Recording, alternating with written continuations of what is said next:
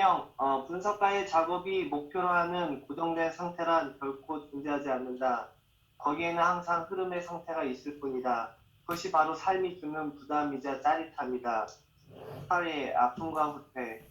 베티 조셉에게 치료받은 환자의 자신의 분석가와 정서적으로 접촉하는 자리와 그런 접촉에서 벗어나는 자리를 왔다 갔다 하는 모습을 보여주고 있다. 나는 환자가 자신의 우울증에 노력하지 않는 채 그의 절망을 나에게 떠맡김으로써 자신의 어려움들을 다루고 있다고 말해주었다. 그는 꿈속에서 런던의 이반 중심가 코너에 어떤 여자와 함께 서 있었다. 그들이 서 있는 곳은 헌옷 가게들이 즐비하게 늘어서 있는 빈민가였다. 그때 그의 누나가 남자친구들과 함께 그 길을 지나갔고 그는 누나를 불렀다. 하지만 그녀는 고개만 끄덕이고는 그냥 가버렸다. 그 순간 그에게는 누군가가 강도질을 하고 있다는 막연한 느낌이 들었다. 그가 내게 떠맡기려 했던 절망은 그가 내게 팔려고 하는 낡은 옷들로 나타나고 있었다. 하지만 나는 옷들을 사지 않는다. 나는 또한 친구들과 함께 자신의 삶을 살기 위해 그가 서 있는 곳을 지나가면서 절망으로 끌려 내려오지 않는 그의 누나이다. 분석가는 환자가 어떤 통찰을 얻었지만 그것을 낡은 통찰로 바꿔버렸고 따라서 분석을 예측할 수 있고 움직이지 않는 것, 접촉으로부터의 후퇴로 만들어 버리고 있다고 주장한다. 여기서 두 가지 종류의 변화를 발견한다. 첫째는 진정한 통찰로부터 예측 가능한 낡은 통찰로 바뀌는 변화이며 이것은 모든 것을 죽음으로 인도한다. 둘째는 분석가의 인격과 관련된 새로운 이해가 발달하기 시작하는 무의식적 통찰 변화이다. 자기를 이해해주는 대상인 분석가의 내재화는 그것 자체로서 중요한 변화이며 이런 변화는 내적 현실, 환자가 실제로 어떠한가에 대한 인식 능력을 확대시켜줄 수 있는 잠재력을 가지고 있다. 이 회기에서 어느 정도의 접촉, 안도감, 그리고 이해가 형성된 후에 환자는 갑자기 눈에 무언가가 들어간 것 같다고 했다. 그는 호모프라는 여자와 춤을 추고 있을 때 그녀의 손톱이 그의 눈을 깊이 핥힌 적이 있다고 대답했다. 그래서 나는 그가 나와의 동일시를 통해서 그 자신이 비참한 빈민가로 끌려 내려가고 싶은 희학적 충동을 갖고 있음을 이해하게 되었고 그러한 충동으로부터 벗어날 수 있게 되었으며 그가 바로 그 순간에 자연적인 시각을 나타내는 눈에 통증을 느꼈던 것은 그가 희망을 갖기 시작했기 때문이라는 것을 그에게 설명해 주었다. 희망은 고통을 가져다 주지만 그 고통은 삶의 고통이다. 희망이 발달하는 과정이나 분석 작업을 통해 이해에 도달하는 과정은 고통스러운 것이다. 그것은 모호함과 전진과 후퇴 사이로 오가는 변동으로 가득 차 있다. 심리적 변화는 끝이 있는 것이 아니라 치료 과정에서 항상 진행되고 있는 것이다. 환자들의 말을 온전히 들어줄 수 있고 그들과 함께 머물러 있을 수 있는 분석가의 능력은 불안과 관계성을 다루는 습관적인 방식을 환자들이 점점 더 관찰하고 견디며 이해하는 데 도움을 줄 것이다. 분석가는 매 회기마다 이전에 그 환자를 본 적이 없다는 마음 상태에 도달하려고 노력해야 한다. 만약 그가 그 환자를 본 적이 있다고 느낀다면 그는 다른 환자를 치료하고 있는 것이다. 그 아주 결정적인 얘기를 비혼이 지금 하고 있죠. 그 얘기를 여러분들 어떻게 소화하겠어요? 매 회기마다 이전에 그 환자를 본 적이 없다는 마음 상태에 도달하려고 해야 된다. 선입견이 없어야 된다는 얘기죠. 그래서 어쩌면 아무 기억도 가지고 가지 말라는 얘기예요. 이 속에는 비혼이 보는 인사이트는 우리가 어떤 이 환자에 대한 기억을 가지고 가서 이 환자는 과거에는 이랬고 지금은 그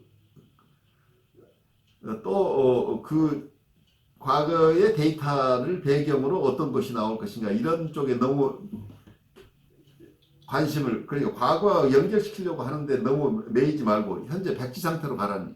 그러니까 어떤 면은 현재 here and now에서 일어나고 있는 것에 초점을 맞춰야 된다는 얘기죠. 그래서 기존에 가지고 있는 똑같은 것이 반복되고 있다고 느낀다고 한다면 내가 지금 잘못 만나고 있는 것이 아닌가 하는 얘기를 하고 있죠. 이 얘기는 재미있는 게 비혼의 이 얘기는 영성적으로는 영신술에 나오는 얘기예요. 어떤 기억도 선입견도 가지지 말고 기도에 임해야 된다는 얘기를 이냐시오 성인이 한 것으로 기억이 나요. 그러니까 우리가 선입견을 가지고 어떤 우리의 기억이나 우리의 고착된 생각을 가지고 기도에 들어간다면 기도가 바르게 될 수 없다고 하는 얘기를 하고 있는데, 어떤 여기 비온이 하는 얘기도 어떤 선입견도 가지지 말고 임상에 임하라는 얘기하고 어쩌면 굉장히 닮아 있어요. 이분들이 실제 그 과거의 전통들을 가지고 이런 이론을 세우는지 어쩐지 우리가 알 수 없지만 이 두 분이 하는 얘기는 많이 닮아 있다는 얘기예요. 옛날에 제가 군에 있을 때 같이 사무실에 있던 사람이 다른 사람들하고 별로 관계가 안 좋았거든요. 그래서 제가 이제 아주 재밌는 장난 비슷한 얘기를 있었는데, 뭐냐면은 똑같은 시간에 이제 정해놓고 제가 물어보는데 그 5시, 오후 5시 딱 되면 갑자기 질문을 던졌어요. 내가 제일 좋아하는 과일이 뭐게 그랬거든요. 그랬더니 모른대요. 모르겠지, 내가 말 안 했으니까 모르지. 사과야, 사과. 그 다음날 또 5시가 되었어요. 내가 제일 좋아하는 과일이 뭐게 그랬더니 답을 하더라고요. 어제 사과라 그랬더니 아니라고, 나는 배를 제일 좋아한다. 그 다음날 또 5시 되었어요. 또 물어봤어요. 내가 제일 좋아하는 과일이 뭐게 그랬더니 배 이러더라고요. 아니, 바나나. 그랬더니 막 화를 내는 거예요. 너는 믿을 수가 없다고, 사람을. 사과가 제일 좋다 그랬다가 어제는 배를 그랬다가 오늘 바나나라 그러면은 그 내일은 뭐라고 말할 거냐고 그러길래 제가 내일은 내가 뭐라고 말할지 모르지. 사과를 먹은 다음에 너무 맛있어가지고 사과가 제일 좋았지만은 그 다음에 배를 먹었더니 배가 제일 좋은 걸 어떡하냐. 그래, 이번에는 바나나가 제일 좋은데 그거 어떻게 할 거냐고. 사람은 그런 거라고. 제가 그런 이야기 했었거든요. 그것처럼 계속 그 사람의 마음이 변화하는 거를 그대로 있을 거라고 생각하지 말라고. 바로 그게 고착되지 말라는 얘기. 그 플럭스를 보라는 얘기예요. 그 흐름을 따라가야 된다는 얘기예요. 그러니까 과정에 대해서 굉장히 실제 사람을 대할 때 내가 지금까지 파악한 이 사람의 데이터, 그래서 어떨 때는 제가 수보위원 할 때는 보면은 새로운 환자를 만나면 그분에 대한 메디컬 기록이나 데이터를 부모님도 만나서 데이터를 갖고 싶고 막 데이터를 갖고 싶어 하는데 제가 가끔씩 말해요. 그거 안다고 큰 도움이 되는 거 아니니까 환자에 집중하는 것이 더 중요하다고 얘기를 해요. 과거의 데이터는 아무리 가지고 있어도 내가 만나는 이 내담자는 지금 상태는 그 데이터가 말해주는 게 아니라는 얘기. 이미 그것은 과거의 일입니다.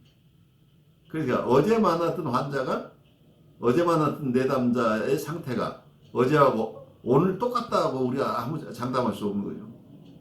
오늘 나는 또 새로운 사람을 만나고 있다고 느껴야 된다는 얘기죠. 그래서 우리가 많은 경우에 일상 삶에서도 우리는 대인관계에서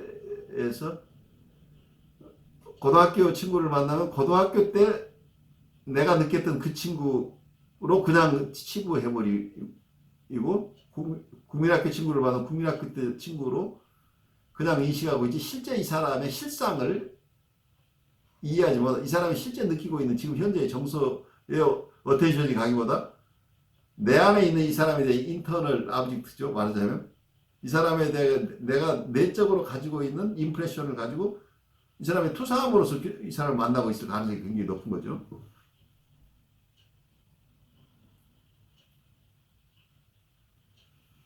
지금 비혼 얘기를 했는데 아까 얘기를 했지만 다음 학기에 우리가 비혼 공부를 이 시간에 좀 깊이 있게 좀 해볼 생각이에요. 그래서 비혼 교과서에 대해서 제가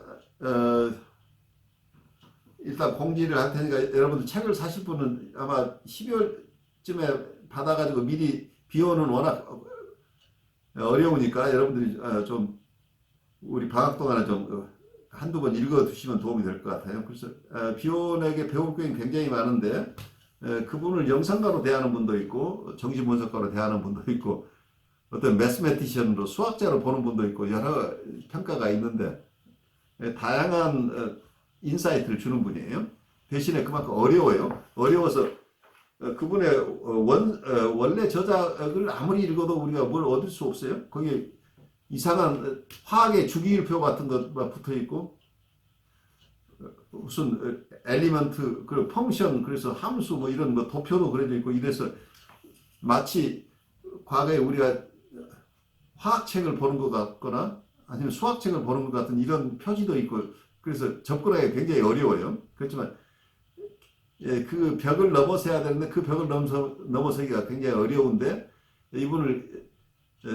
이분에게서 분석을 받고 그분 밑에서 성장한 그로트슈타인이라는 이 분석가가 자기 스승의 이론을 자기 나름대로 충분히 소화하고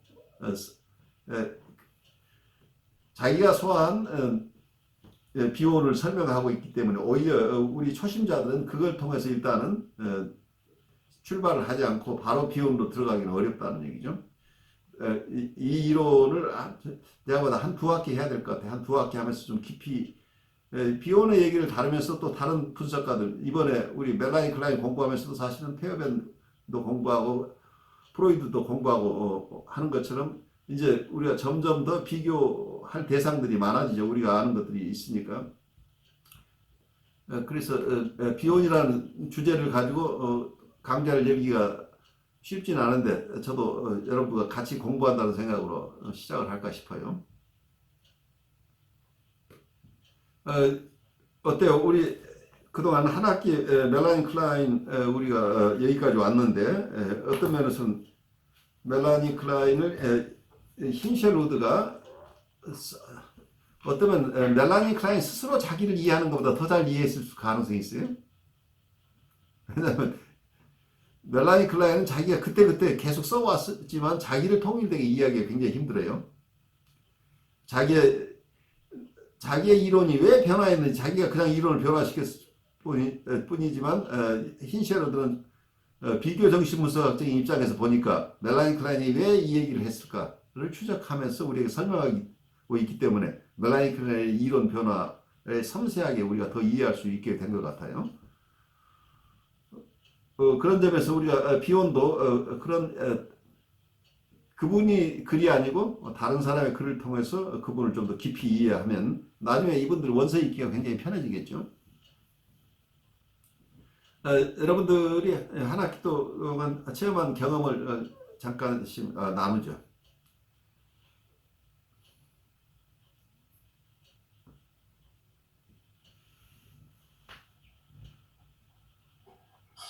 우선 대사관계 이론의 전체적인 저는 뭐 페어비온도 다 확인했는데 전체적인 윤곽을 계속 세부적으로 봤다가 또 윤곽을 봤다 이렇게 하니까 이해 틀이 좀 이제 구조가 만들어져 간다는 그런 느낌이 들었고요. 그다음에 뭐 대상관계나 대인관계나 그다음에 그리고 실제적으로 클라인하고 페어비온의 그때 페어베어만 집중해서 볼 때는 클라인하고 어떻게 다른지를 잘 모르겠는데 같이 다루면서 이렇게 보니까 어디서 차이가 나는지 그리고 클라인이 또 역동이론하고 또 어떻게 또 다른 건지 실제로 포인트하고 이런 그런 전체를 보니까 이제 뭐랄까 방향이 잡히는다는 생각이 들고요.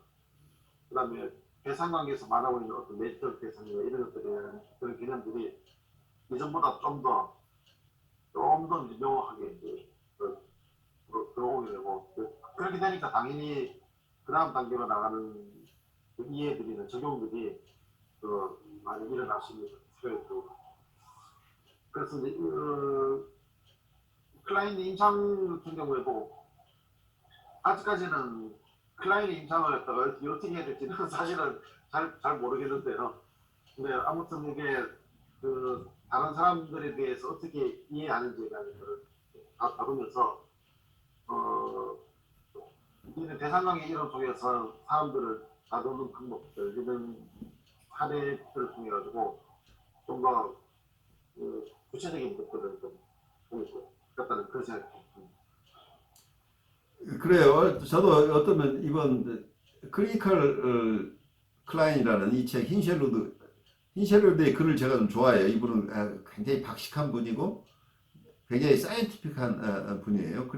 그래서 이분이 논문 작성법 이런 것들 쓴 것도 굉장히 유려하게 잘 가이드라는 책을 썼는데 클라인을 이렇게 우리가 이해할 수 있도록 설명하는 것이 쉽지 않은데 굉장히 큰 창조적인 작업이라고 보여요.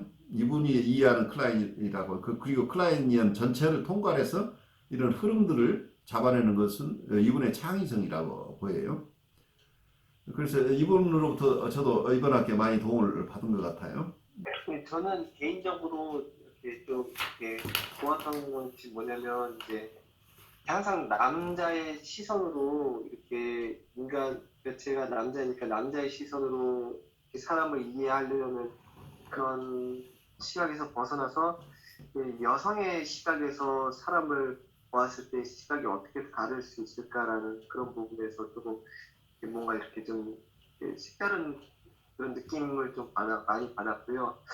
그리고 이 멜라니 클라인이 다른 분들에 비해서 조금 저는 조금 더 이렇게 공감이 많이 되는 게 멜라니 클라인 같은 경우는 이 항상 모든 회계들을 물론 뭐 나중에 비혼 얘기도 나왔지만 이 모든 것들을 과정으로 보면서 이렇게 어떻게 보면 좀 이렇게 상담자와 이 내담자의 관계가 조금 더 이렇게 느껴지는 거리가 다른 이론가 분들하고 조금 다른 것 같아요. 저는 좀 뭔가 더 거리가 더 가깝다는 느낌, 좀 저는 그런 인상을 받았고, 또 제가 개인적으로는 제가 철학 공부한 분야에서 조금 멜라니 클라인하고 이론적으로 맞닿는 부분이 조금 많이 있어서 예. 저는 좀, 뭐 예를 들면 이제 그런 실존주의라든가 뭐 과정 철학 이런 부분에서 조금 이제 관계라든가 이제 각 순간마다 이렇게 벌어지는 그런 상황 가운데서의 그런 미묘한 차이들 그런 과정들을 멜라니 클라인이 이렇게 그런 것들을 이렇게 그런 통찰력 같은 것들이 좀 저한테는 좀 더 좀 특별하게 느껴지는 그런 부분이 있었던 것 같습니다. 그래서 너무 좋았고 또 그럼에도 불구하고 한 학기도 너무 제가 좀 바쁜 일들이 많아서 좀 수업을 성실히 참석하지 못한 부분에 항상 이렇게 좀 죄송한 마음도 들고 특별히 또 이제 일 끝나고 오면서 수업을 듣다 보면은 이렇게 목사님들 사례를 이렇게 들으면 이렇게 많이 저한테 좀 많이 그게 더 가깝게 이렇게 좀 이렇게 생동감 있게 오더라고요. 아무래도 좀 그러시죠, 아무래도. 비슷한 삶의 그런 상황이 있으니까 뭐 그런 부분에서 좀 제가 도움을 많이 받은 것 같아서 좀 목사님들께 감사한 마음도 항상 갖고 있는데 도움을 받더니 저는 많이 이렇게 제가 공헌을 못하는 것 같아서 좀 죄송한 마음도 있고 그래서 좀 아쉬움도 있고 또 감사한 마음도 있고 그래, 우리 유 목사님 벌써 내가 해하려면 6학기 들으신 것 같아. 예, 6학기 들었습니다. 예. 나는 제가 그 카렌 호나이는 못 들었고 그 다음부터 제가 그래서 8과목이 됐으면 지금 졸업을 시키려고 봤더니 아직 안 됐더라고. 그래서 아니 저는 근데 이제 뭐 졸업 이런 거에 관계없이 그냥 제가 이렇게 좀 이걸 안 하면은 제가 공부를 안 할 것 같아서 그래요. 계속 이어서 하려고 제가 좀 이렇게 어떨 때는 좀 게을러져서 막 이렇게 많이 피곤하고 시간이 늦으면 그냥 오늘은 수업 못 들었겠는데 또 이제 그러다 보면 또 이제 빠지게 되는데 또 그래도 이 시간이 있으니까 또 이렇게 공부도 하고 책도 보고 이제 그러는 것 같아요. 그래서 제가 아직 이 과거의 학생의 그거를 아직 못 벗어나서 이제 아직 그걸 수업을 못해서 그런지 모르지만 이렇게 그냥 책 같이 읽고 이렇게 같이 나누면서 어떻게든 좀 하신 데까지 계속 하고 싶은 마음으로 이렇게 또 이렇게 수업이 있으니까 감사한 마음으로 제가 듣고 있습니다. 감사합니다. 네, 우리 유 목사님이 우리의 든든한 버팀목이에요. 그래서 그렇게 어려운 환경 속에서 계속 이렇게 함께 하시니까 다른 분들에도 큰 힘이 되죠. 이 과정에 대해서 이 과정을 통해서 참 드릴 말씀이 참 많아요. 그러니까 저를 통해서 간접 경험을 하시면 되겠죠. 그러니까 뭐 이혼하고 재혼하고 싱글맘으로 아이를 키우고 뭐 이런 이민 생활이라든지 이런 모든 것이 복합된 것에서 제가 간증 아닌 간증을 할 수 있는 그런 것들이 굉장히 많거든요. 그러니까 이번에도 제가 힘들었던 거는 제가 결혼한 것보다 더 힘든 거는 아들을 독립시키는 거였어요. 그 그런 굉장히 것들은 이제 나중에 나누고 싶어요. 그러니까 혼자 키웠던 아들이 이제 22살이 돼서 나가는 그 과정이 더 저한테는 제가 그래서 거기에 많이 매달려 있었었거든요. 쉽지 않은 과정이죠. 굉장히 어려운 과정이죠. 예. 그래서 어떻게 보면 이게 엄마가 독립한 건지 애가 독립한 건지 막 복잡한데, 근데 우리 목사님들도 앞으로 다 겪으실 거잖아요. 장성한 아들을 어떻게 내보내는 것이 가장 건강한 것인가. 굉장히 어려운 도전이에요. 그리고 네. 이게 독립에 있어도 피지컬리 독립에 있지만 심리적으로 독립해 있느냐가 더 중요하고. 제가 깜짝 놀랐어요. 되게 의젓하고 이제 준비가 됐다고 많이 생각을 해왔는데, 아니더라고요. 아니죠. 예. 아니더라고요. 질투도 하고 섭섭해하고 좀 황당해하기도 하고 불안해하고. 그렇죠. 이제 엄마랑 처음 떨어지는 거니까. 근데 같은 유저지도 아니고 이제 딴 데로 가니까 진짜 뭐 마더레스 같은 느낌을 좀 갖는 것 같아요. 굉장히 강한 네. 정서죠.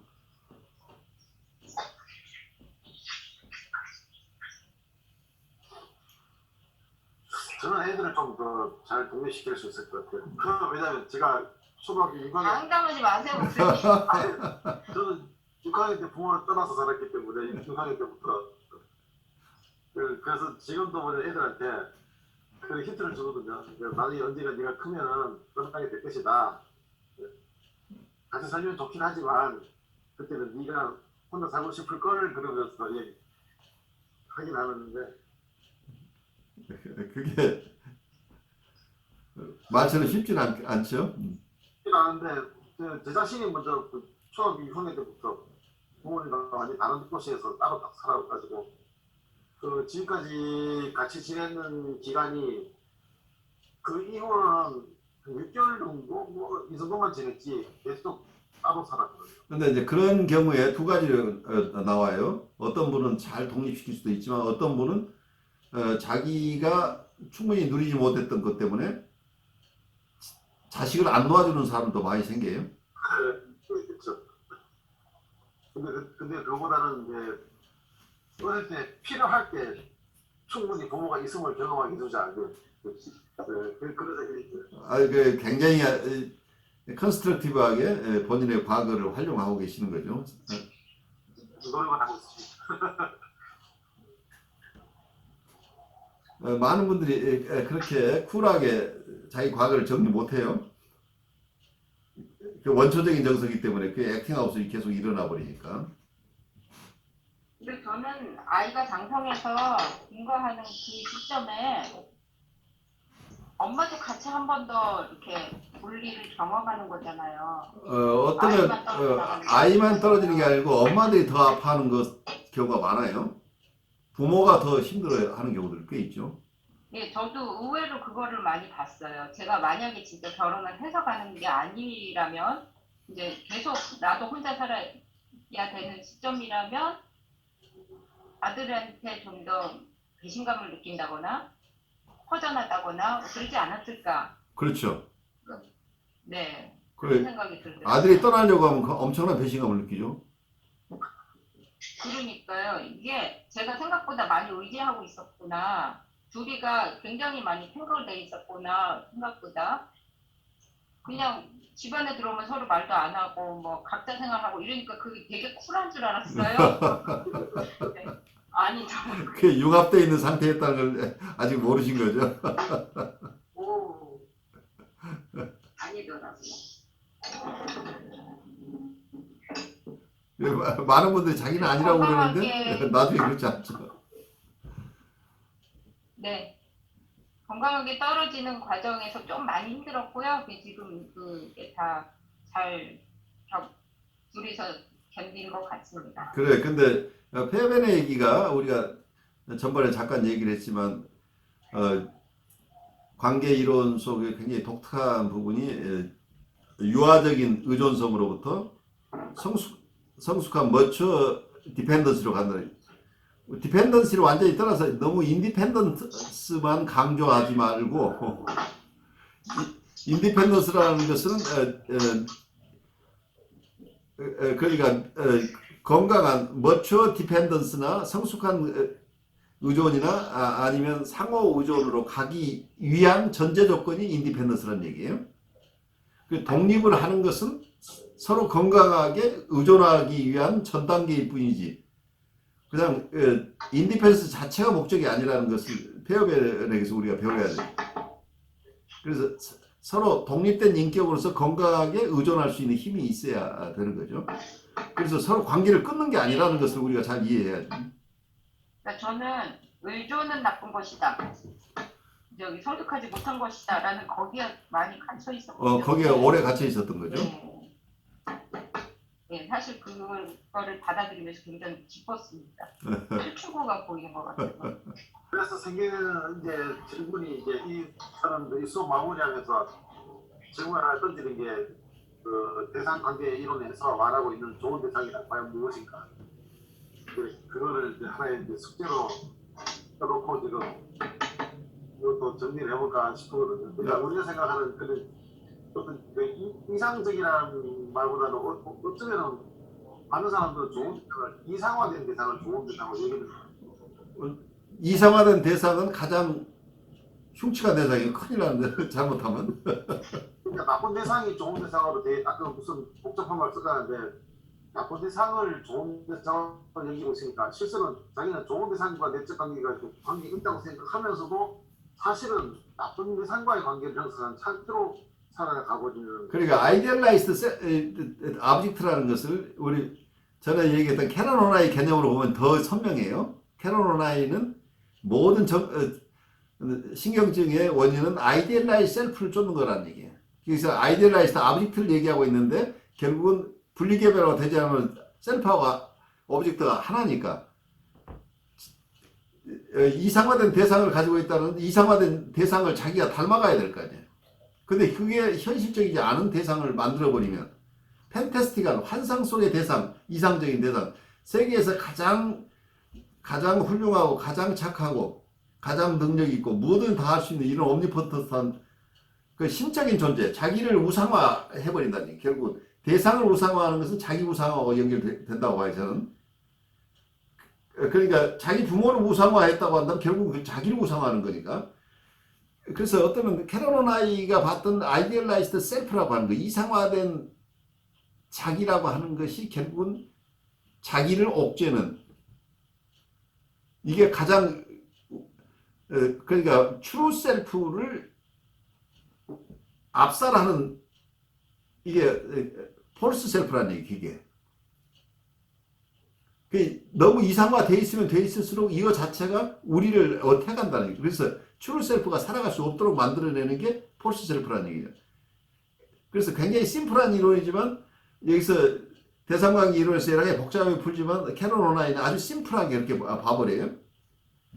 그냥 셀프 이론 하나 가지고 끝내는 거예요. 이 대상관계가 뭐 너무 복잡하게 하지 말고 우리가 트루 셀프로서 살아가야 우리가 인생에서 어떤 보람 있는 삶을 사는데, 트루 셀프는 하찮은 것이고 가장 훌륭한 자기 셀프를 이상화해서 이 셀프를 자기가 처음에는 이렇게 살고 싶다고 하는데 이게 병리적이 되면 자기가 정말 그렇게 가장 훌륭하고 가장 능력 있는 사람으로 자기가 스스로 믿어버린다는 얘기예요. 그러면 그걸 자기가 스스로 믿은 것뿐만이 아니고 모든 사람에 대한 평가도 자기는 그렇게 우월한 존재로 만들어 놓고 거기서 평가를 하고 자기의 정서도 그런 사람이 가질 만한 정서를 가져버려요.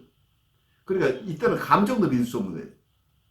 자기의 감정이 자기 안에 두 개의 셀프가 있는데 트루 셀프가 느끼는 감정이냐 폴스 셀프가 느끼는 감정이냐가 차이가 난다니.